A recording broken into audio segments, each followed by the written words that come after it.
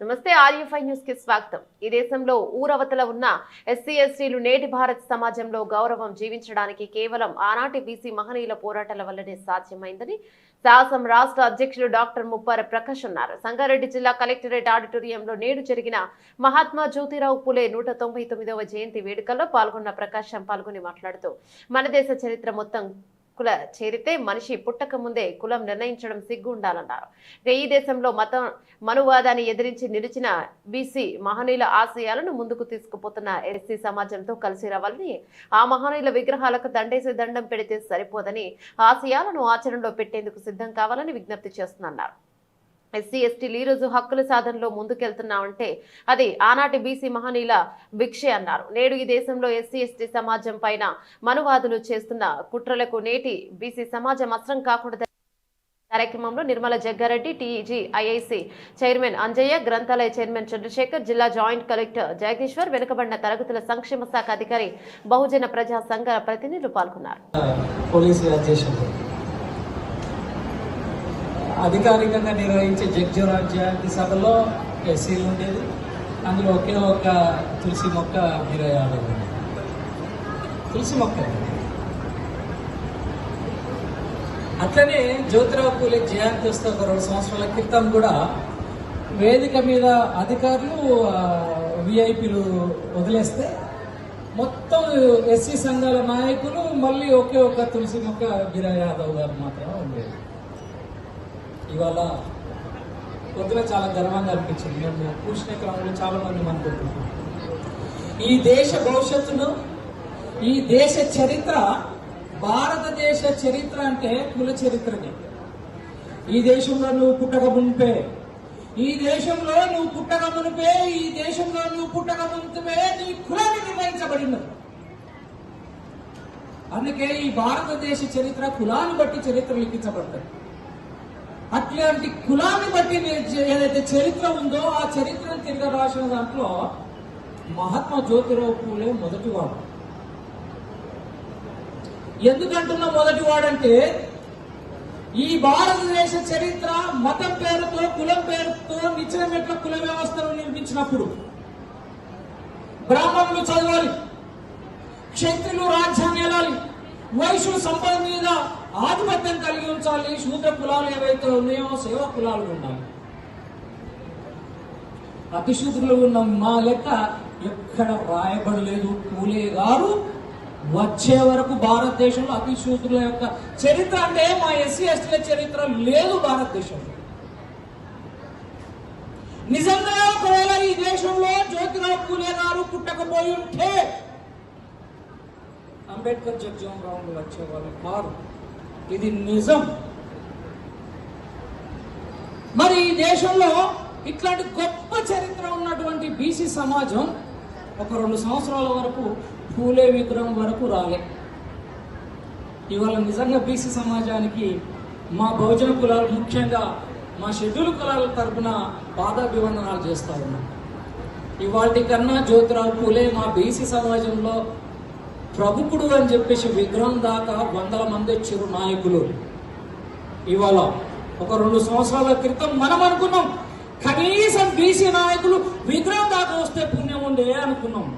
ఇవాళ విగ్రహం కాడ పోటీ పడింది నా బీసీ సమాజం. ఆ సమాజం భవిష్యత్తులో జ్యోతిరావు పూలే యొక్క ఆశయ సాధనలో అడుగులు కూడా వేస్తారని చెప్పేసి ఈ సందర్భంగా ఆశపడుతున్నా నేను.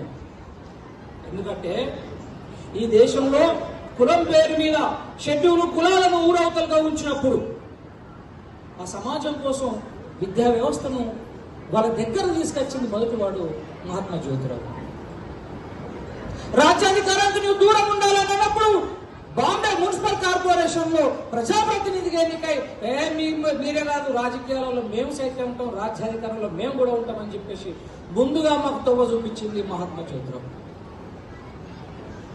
మరి ఇవాళ మేము హక్కుల కోసం పోరాడుతున్నామంటే ఆయనలో హక్కుల ప్రాధాన్యత ఈ దేశంలో పూలే గారు చెప్పడం వల్లనే. బాబు జగ్జీవన్ రామ్ గారు ఈ దేశానికి ఉప ప్రధాని అయి అడుక్కుంటే వచ్చేది భిక్ష, పోరాడితే వచ్చేది హక్కు అనే స్ఫూర్తిని తీసుకుంది జ్యోతిరావు పూలే గారు. అట్లా పూలే గారు చనిపోయిన తర్వాత ఆయన మొహం కూడా చూడలేం మనం.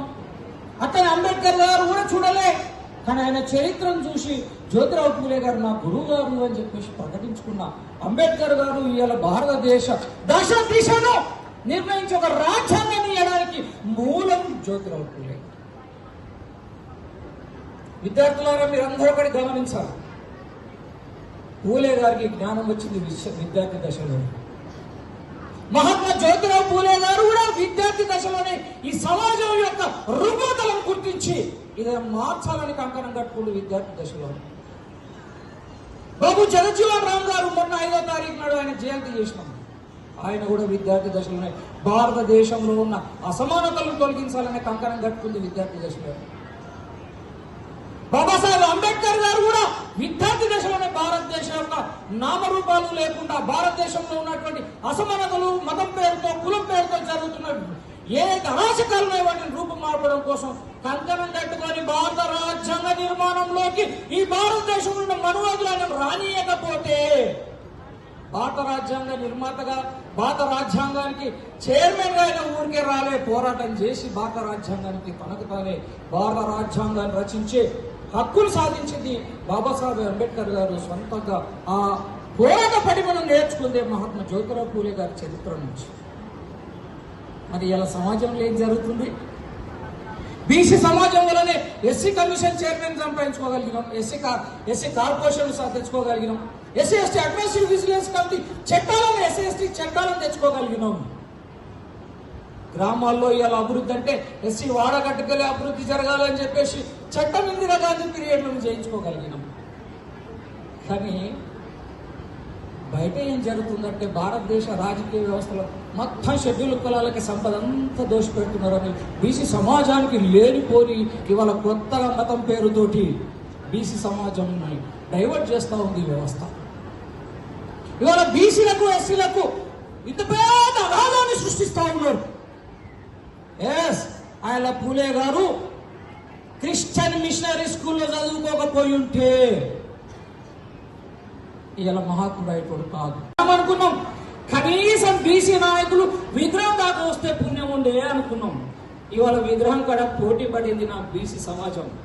ఆ సమాజం భవిష్యత్తులో జ్యోతిరావు పూలే యొక్క ఆశయ సాధనలో అడుగులు కూడా వేస్తారని చెప్పేసి ఈ సందర్భంగా ఆశపడుతున్నా నేను.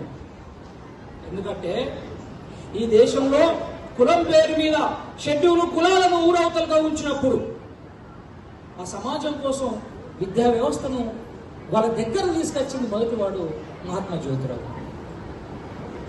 రాజ్యాధికారానికి నువ్వు దూరం ఉండాలని అన్నప్పుడు బాంబే మున్సిపల్ కార్పొరేషన్ లో ప్రజాప్రతినిధిగా ఎన్నికై మీరే కాదు రాజకీయాలలో మేము సైతం ఉంటాం, రాజ్యాధికారంలో మేము కూడా ఉంటామని చెప్పేసి ముందుగా మాకు తొవ్వ చూపించింది మహాత్మా జ్యోతిరావు. మరి ఇవాళ మేము హక్కుల కోసం పోరాడుతున్నామంటే ఆయన హక్కుల ప్రాధాన్యత ఈ దేశంలో పూలే గారు చెప్పడం వల్లనే.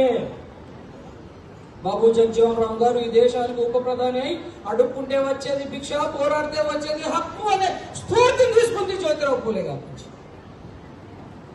అట్లా పూలే గారు చనిపోయిన తర్వాత ఆయన మొహం కూడా చూడలేం మనం.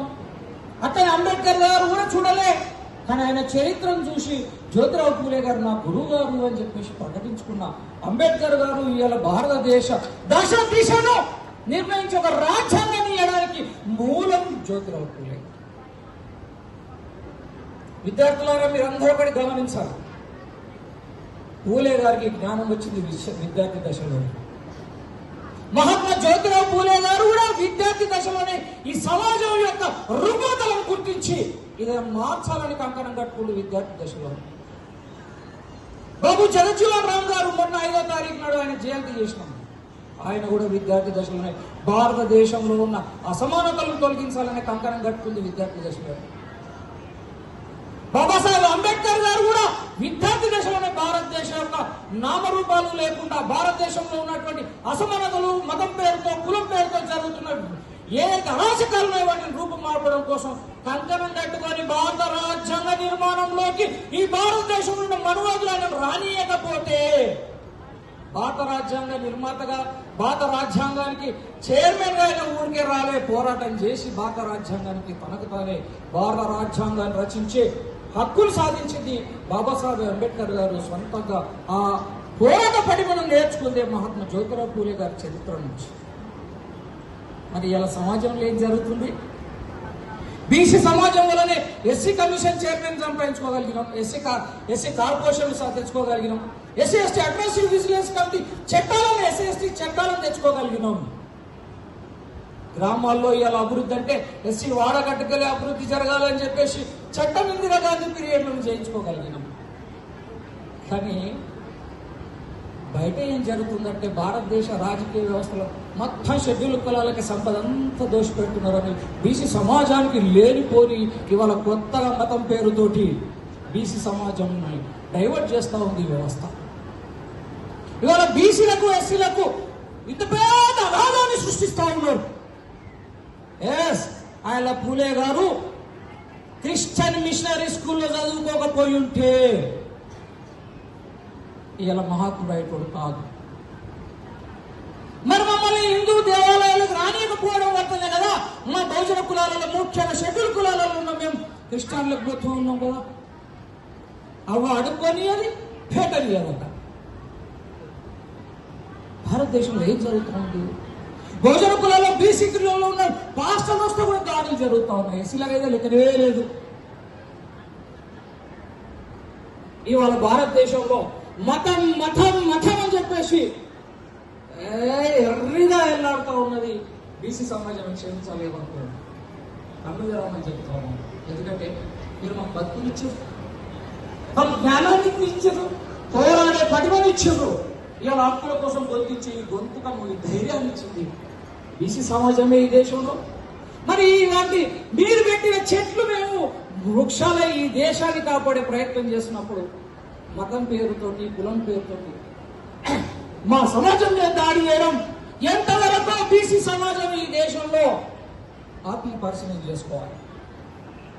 బీసీ సమాజం లేకపోతే మేము లేము ఈ సమాజంలో గౌరవంగా. మళ్ళీ తిరిగి ఆ మహనీయులు ఏదైతే ఈ సమాజం మార్చడం కోసం జీవితాంతం కష్టపడి ఉన్నారో మళ్ళీ ఆ సమాజాన్ని అధోగతి పాలు చేసే ప్రయత్నం ఈ దేశంలో చాలా కుట్రపూరితంగా జరుగుతూ ఉన్నది. కాబట్టి మమ్మల్ని రక్షించాలంటే మళ్ళీ మీ బీసీ నాయకులే కళ్ళు తెరవాలి. మాకు రక్షణ కవచాలుగా ఈ దేశంలో బీసీలే నిలబడాలి. ఎందుకంటే ఈ దేశంలో సగం మీరున్నారు, మీ తర్వాత మేమున్నాం. బహుజనులు ఏకమైతే రాజ్యాధికారం వస్తుందని మనువాదులు కుట్రబంతా ఉన్నారు. ఈయన బహుజనులు ఆత్మగౌరవం కోసం పోరాటం చేసింది బీసీలు, రాజ్యాధికారం కోసం చేసింది బీసీలు, సంపద మీద హక్కు కోసం పోరాటం చేసింది బీసీలు. మీరిచ్చిన హక్కులను మేము కొనసాగిస్తాం, మీ ఆశయాలను మేము కొనసాగిస్తా ఉన్నాం. ఈ దేశంలో షెడ్యూల్ కులాలుగా ఉన్నాం మేము. కాబట్టి బీసీలు రాజ్యాధికారంలోకి వస్తే మీ పల్లకిలు మోగడానికి మేము సిద్ధం. మీరు రాజులు కానీ మీ సేవకులుగా ఉంటాం. ఎందుకంటే మాకు కృతజ్ఞత ఉన్నది ఈ దేశంలో.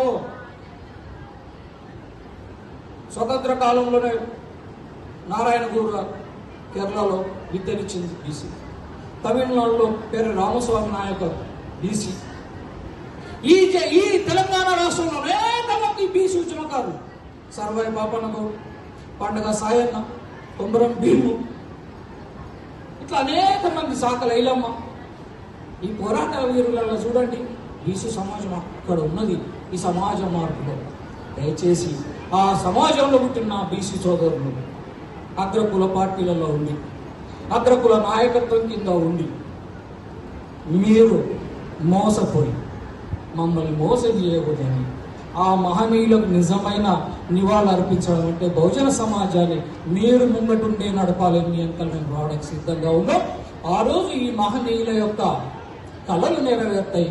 ఆ ప్రయత్నం చేద్దామని కోరుకుంటూ జై భీమ్.